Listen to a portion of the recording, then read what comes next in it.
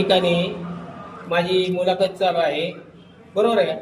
आणि या मुलाखतीमध्ये मी विजयदादा साहेबांकडं कमीत कमी 30 ते 35 वर्षे काम केलेलं आहे राजकारणामध्ये. रणजितदादाबरोबर, भायासाहेबाबरोबर मी राष्ट्रीय लेवलला राजकारण करतो. गरिबाला न्याय मिळवून देतो, कोर्टाची सेवा करून, माली सेवा करून, आयजी साहेबांची, दत्तात्रय मल्लिक साहेबांची माली सेवा करून गरिबाला न्याय मिळवून देतो. बॉडी मशाज कमिशने त्या ठिकाणी आमच्या दवंगावात मी राहत नाही, पुणे जिल्ह्यामध्ये पुण्यात राहत असतो आणि विजयदादांचं नाव घेऊन कविता करत असतो. ही कवितेला सुरुवात करतो.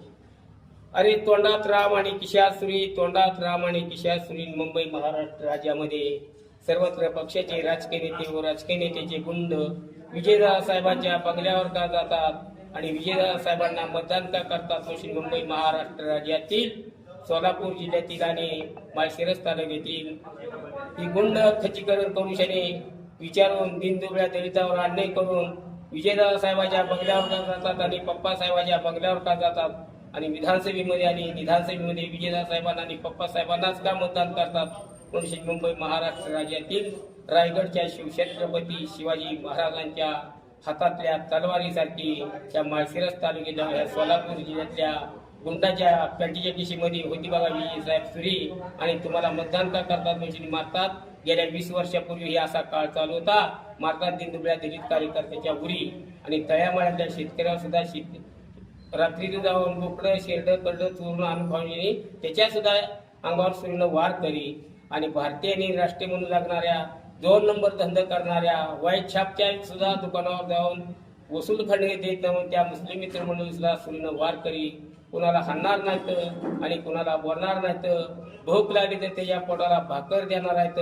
आणि माळशिरस तालुक्यातल्या व सोलापूर जिल्ह्यातल्या विधवा मातेपितेची व गरीब मातेपितेची साड्या आणि चोळी फाटली तर त्या मातेपितेला साड्या आणि चोळी देणार आहेत.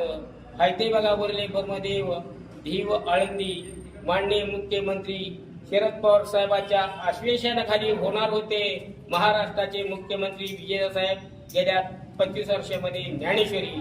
पण अचानकपणे प्रतापसिंह मोहिते पाटील साहेबांनी टाकली ती भाजप शिवसेनेच्या पक्षामध्ये उडी. ह्याच सोलापूर जिल्ह्याचे आणि ह्याच माळशिरस तालुक्याचे आणि ह्याच महाराष्ट्र राज्याचे झाले होते. गेल्या 25 वर्षामध्ये पप्पा साहेब तिथे महाराष्ट्राचे राज्य कैवारी गरीब जनतेचे न्याय देते मंत्री, सोलापूर जिल्ह्याचे पालकमंत्री झाले होते. मुंडे साहेब आणि पप्पा साहेबांचा हात धरून झाले होते या सोलापूर जिल्ह्याला आणि माळशिरस तालुक्याला न्याय देण्यासाठी झाले होते पालकमंत्री. म्हणून महाराष्ट्राचे माझे मुख्यमंत्री